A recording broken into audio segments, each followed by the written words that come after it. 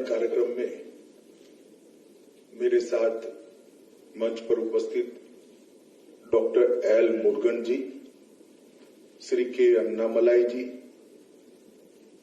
श्री गीता जैन जी, श्री रवि जी,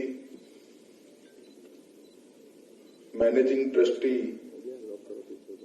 doctor APJ M Nazma ji, Shri Jainuluddin ji और आज इस कार्यक्रम में उपस्थित सभी भाइयों बहनों, आप सभी को नमस्कार।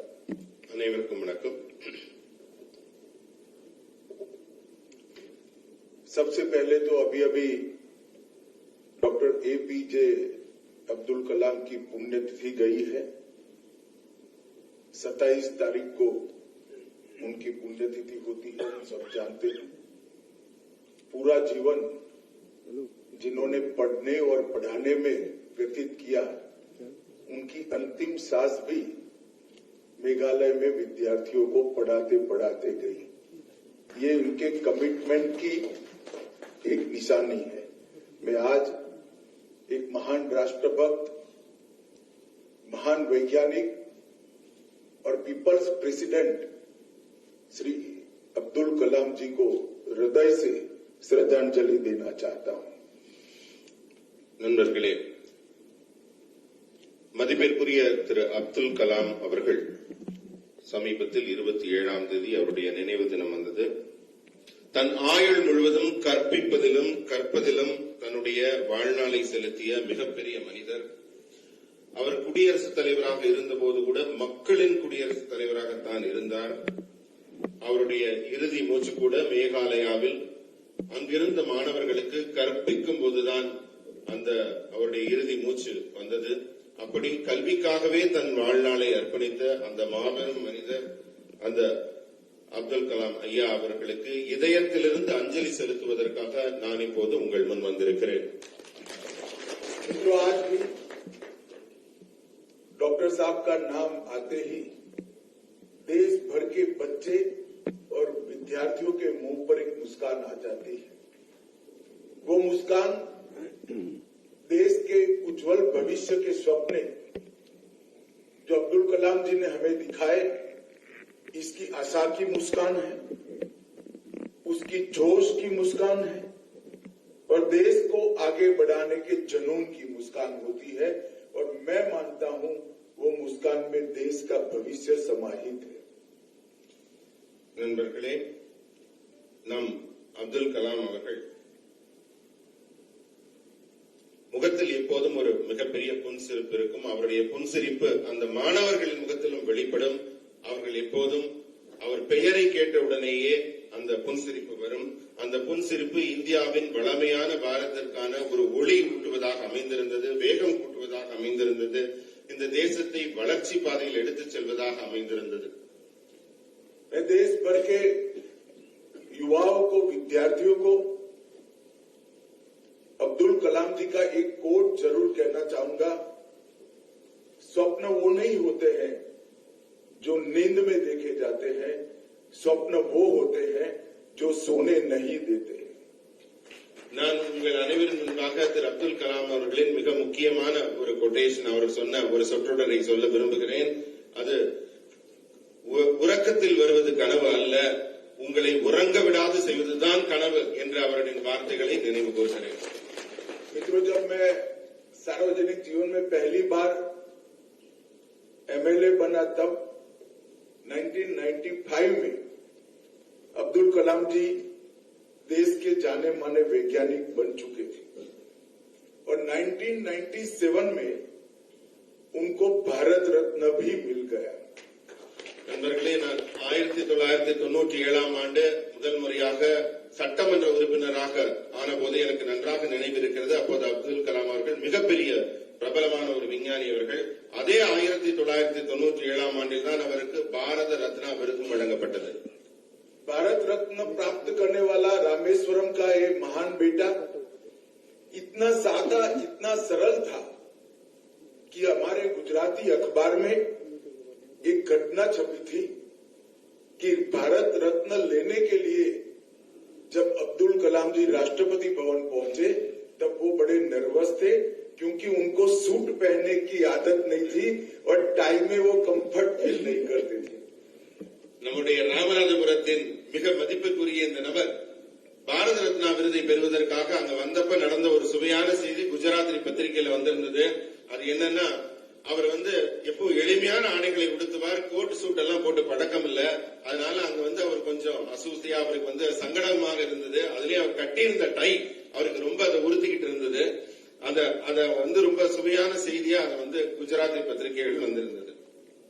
और एक ही साल में रॉकेट और अंतरिक्ष के क्षेत्र में भारत को कई सिद्धि दिलाने वाले वैज्ञानिक अब्दुल कलाम ने 1998 में देश के सामने देश के भविष्य के लिए अपना विजन रखने का काम किया। அதே போல அடுத்த ஒரு 1998ஆம் ஆண்டிலே இந்தியாவின் ஒரு கனவு பாதையை, வளர்ச்சி பாதையை எல்லாம் முன்னெடுத்து போறதுக்காக அவர் மிக அருமையான ஒரு திட்டத்தை முன்னெடுத்து வைத்தார். India 2020 vision for the new millennium, ये पुस्तक में अब्दुल कलाम जी ने भारत के भविष्य को, भारत के विकास की रोड मैप को रेखांकित करने का काम किया। அந்த அவருடைய கனவு, அவருடைய திட்டத்தை எல்லாம் India 2020 a vision for the new millennium என்ற புத்தகத்தின் மூலம் ரொம்ப அழகா ஒரு ரோட் மேப்னு சொல்லக்கூடிய ஒரு வளர்ச்சி பாதையை திட்டமிட்டு தெளிவாக நமக்கெல்லாம் விட்டு சென்றார். मैंने उसका अनुवाद बहुत अच्छे से पढ़ा है। प्रमुख रूप से उन्होंने 3 बातें विशेषकर भारत के युवाओं के लिए देश के सामने रखी थी। एक, भारत ने राष्ट्र के रूप में अपने पोटेंशियल को पहचान कर उसको उजागर कर भारत का विकास करना होगा। 2, हमें टेक्नोलॉजी आधारित अर्थव्यवस्था को विकसित करना होगा। और 3, बैलेंस ग्रोथ मॉडल अपनाकर गांव और शहर, एग्रीकल्चर और इंडस्ट्री दोनों के बीच में बैलेंस डेवलपमेंट को आगे बढ़ाना होगा। நண்பர்களே, அந்த புத்தகத்தோட மொழிபெயர்ப்பை நான் படிச்சேன். அந்த படிச்சு பார்த்த போது எனக்கு 3 மிக முக்கியமான ஒரு நிகழ்வுகள் அதுல உங்கள்ட்ட எல்லாம் சொல்லணும்னு தோணுது. அதுல இருக்க 3 முக்கியமான அம்சங்கள் என்னன்னா, இந்தியா ஒரே தேசம், தன்னுடைய திறனை, தன்னுடைய ஆளுமையை உணர்ந்து அதைத்தான் முன்னெடுத்து நம்ம வைக்கணும், மக்கள் முன்னால வைக்கணும். இந்தியாவோட மொத்த திறமையும் முன்னெடுத்துட்டு போகிறது. 2வது தொழில்நுட்பம் சார்ந்த பொருளாதாரம், இதை நோக்கிய பயணத்தின் மூலம் தான் இந்தியா வளர்ச்சி பாதையில போகுங்கிறது அவருடைய திட்டமாக இருந்தது. 3வது மிக முக்கியமானது என்னன்னா, இது எல்லாமே நகர்ப்புறத்தோட மட்டும் அணுகாம விவசாயமும் சரி, தொழிற்சாலையும் சரி, கிராமமும் சரி, நகரமும் சரி, இரண்டும் இணைந்து செயல்படும் போதுதான் ஒட்டுமொத்த தேசம் முன்னேறும் என்பதை அவர் அப்போது மிக தெளிவாக எடுத்துரைத்திருந்தார். और आज 2023 में 2023 में पीछे मुड़कर देखते हैं तो भारत ने नरेंद्र मोदी जी के नेतृत्व में ये तीनों चीजों को कर दिखाया है और भारत विकसित राष्ट्र बनने की दिशा में आगे बढ़ा है. நான் இப்ப 2023 திரும்பி பார்க்கிறேன். இந்த 3 செய்திகளையும் மிக நேர்த்தியாக நமது பாரத பிரதமர் மோடி அவர்களின் அரசு செய்து கொண்டிருக்கிறது, அதை நடத்தி கொண்டிருக்கிறது. मित्रों, आज doctor APJ Abdul Kalam memories never die, एक पुस्तक का अंग्रेजी अनुवाद यहाँ पर विमोचन हुआ है. पद्मश्री डॉक्टर वाएस राजन, डॉक्टर नजमा मरिकैया, ये दोनों ने अपने निजी सहवास से ये पुस्तक को लोगों के लिए प्रसिद्ध किया है और श्री प्रिया श्रीनिवासन जी ने इसका अनुवाद किया है. मैं मानता हूं इससे पूरे देश भर के वाचकों को अब्दुल कलाम जी को जानने का, समझने का और उनका अनुसरण करने का मौका निश्चित रूप से मिलेगा. நண்பர்களே, இப்போது டாக்டர் ஏபிஜே அப்துல் கலாம் அவர்கள் நல்ல தமிழ்ல நமக்கெல்லாம் எழுதியிருந்த நினைவுகளுக்கு மரணமில்லை என்ற புத்தகத்தின் ஆங்கில மொழியாக்கம் வெளியிடப்பட்டிருக்கிறது. இதை டாக்டர் YS ராஜன் அவர்கள் வெளியிட்டிருக்காங்க. அவரோட இணைந்து இதை டாக்டர் நசீமா மரைக்கார் அவர்களும் இதை ஆக்கி நமக்கு தந்திருக்கிறார்கள். இதன் மொழிபெயர்ப்பினை கணினி அறிவியல் துறையைச் சேர்ந்த ஸ்ரீபிரியா ஸ்ரீனிவாசன் அவர்கள் செய்திருக்கிறார்கள். இவர்கள் அனைவரும் ஆக்கி தந்திருக்கும் இந்த ஆங்கில மொழியாக்கம் இது வெறும் தமிழர்களுக்கு மட்டும் பயன்படாம ஒட்டுமொத்த தேசத்தில் இருக்க எல்லாரும் படிச்சு பயன்படுறதுக்கான ஒரு வாய்ப்பினை இந்த ஆங்கில மொழியாக்கம் நல்கி இருக்கிறது. मित्रों, ये पुस्तक कई चीजों को समाहित करता है. एक और तो भारतीय रॉकेटरी का सुंदर इतिहास इसके अंदर है. दूसरी ओर साइंस और टेक्नोलॉजी और इनोवेशन का भारतीय इतिहास बहुत अच्छे से व्याख्यायित करता है. भारतीय राजनीति और प्रशासनिक प्रणाली का भी सुंदर निरूपण इसके अंदर हुआ है. और इसके साथ साथ अब्दुल कलाम जी की इच्छाओं से और उनकी कल्पनाओं से जुड़े हुए कई घटनाओं का भी वर्णन इसके अंदर है. நண்பர்களே, இந்த நூல்ல இந்தியாவின் ஒரு ராக்கெட் வரலாற்றின் மிக அழகான ஒரு வளர்ச்சி கதையை ரொம்ப தெளிவா இது சொல்லுது. இரண்டாவதா பார்த்தா அறிவியலும் தொழில்நுட்பமும் ஒவ்வொரு கட்டத்திலையும் எப்படி வளர்ந்து கொண்டே இருந்தது அது மிக தெளிவாக விவரிக்கிறது. இதைவிட இந்தியாவின் அரசியல் சூழ்நிலை, அறிவியலின் அரசியல் சூழ்நிலை எந்தெந்த காலகட்டத்தில் எந்தெந்த மாற்றங்களுக்கு உள்ளாகி வந்ததுன்னு சொன்னது விட அதில் நடந்த சுவையான சில சம்பவங்கள், நம்ம பார்த்து படிச்சு மகிழ்ச்சிக்குரிய சம்பவங்கள்லாம் மிக அருமையாக இந்த நூலில் விவரிக்கப்பட்டிருக்கிறது. जिस तरह से ये पुस्तक लिखी गई है वो अब्दुल कलाम जी से जुड़ी हुई घटनाओं का कंप्लीट और ऑनेस्ट वर्णन है. இதுல சொல்லப்பட்டிருக்க கதைகள் எல்லாம், அதாவது திரு அப்துல் கலாம் அவர்கள் வாழ்க்கையில சந்தித்த கஷ்டமான தருணங்கள், இனிமையான தருணங்கள் எல்லாம் மிக உண்மையாக தெளிவாக சொல்லப்பட்டிருக்கிறது.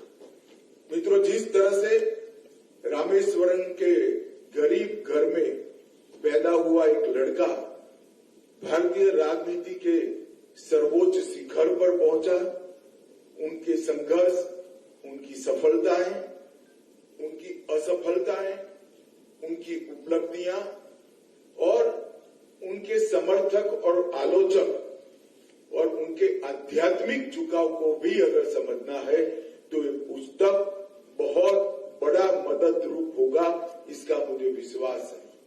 நண்பர்களே, ராமேஸ்வரம்ங்கிற ஒரு சின்ன கிராமத்திலிருந்து ஒரு சிறுவன் எப்படி இந்த உலகத்துல இவ்வளவு பெரிய வெற்றிகளை குவித்து உலகமே வியக்கிற அளவுக்கு ஒரு விஞ்ஞானியாக ஒரு விஸ்வரூபம் எடுத்தார் என்ற கதையை ஒவ்வொரு கட்டமாக சொல்கிறது. அவருடைய போராட்டங்கள், அவருடைய வெற்றிகள், இன்னும் சொல்ல போனால் அவருடைய தோல்விகள், அவருடைய நண்பர்கள், அவருடைய எதிரிகளை பற்றி கூட இந்த புத்தகத்தில் தெளிவாக சொல்லப்பட்டிருக்கிறது. இதையெல்லாம் புரிஞ்சுக்கிட்டா நமக்கும் அது வாழ்க்கையில் மிகப்பெரிய வழிகாட்டியாக அமையும்.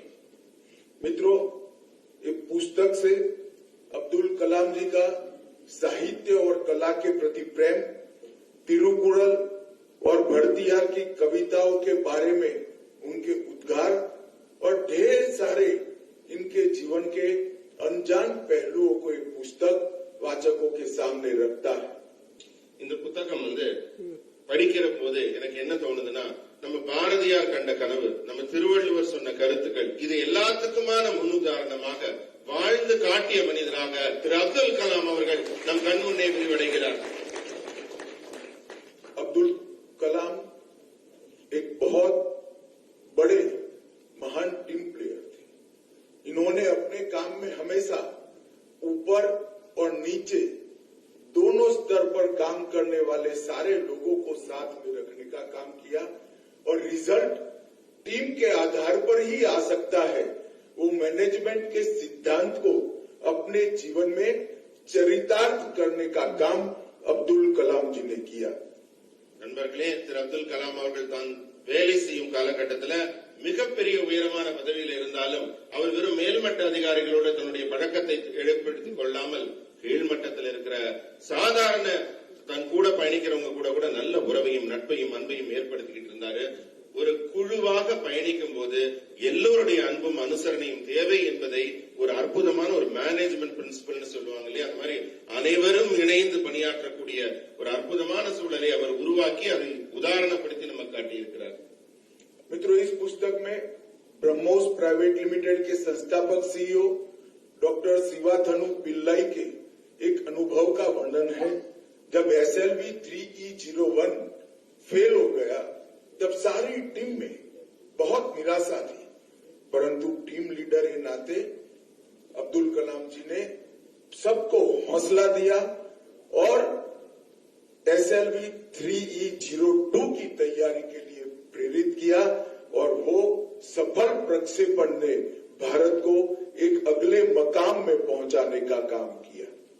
நண்பர்களே, பிரம்மோஸ் ஏவுகணை சோதனை நடந்த போது ஏற்பட்டக்கூடிய இடர்பாடுகள், தொல்லைகள், இதை பத்தி எல்லாம் அதுல விவரிச்சிருக்காங்க. திரு சிவதான பிள்ளை அவர்கள் அதோட ஆராய்ச்சி காலத்துல அது தோல்வி அடைந்த போது துவண்டு விடாமல் மொத்த டீமையும் அவர் அவங்க என்கரேஜ் பண்ணி அவங்களுக்கு உற்சாகம் ஊட்டி திரும்ப SLV 3 அதை வெற்றிகரமாக இயக்குவதற்கு அதே டீம் வேலை செஞ்சு அற்புதமான ஒரு ஏவுகணையை செலுத்தக்கூடிய வெற்றி வாய்ப்பை அவர் உருவாக்கி கொடுத்தார். डॉक्टर अब्दुल कलाम के नेतृत्व में 5 मिसाइल्सों के लिए बड़ा काम हुआ.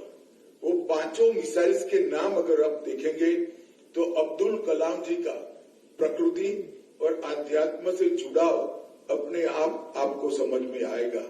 वो 5 मिसाइल्स के नाम बने पृथ्वी, अग्नि, आकाश, नाग और त्रिशूल. ये 5 मिसाइल एक प्रकार से प्रकृति और आध्यात्म से जुड़े हुए थे. एक वैज्ञानिक तभी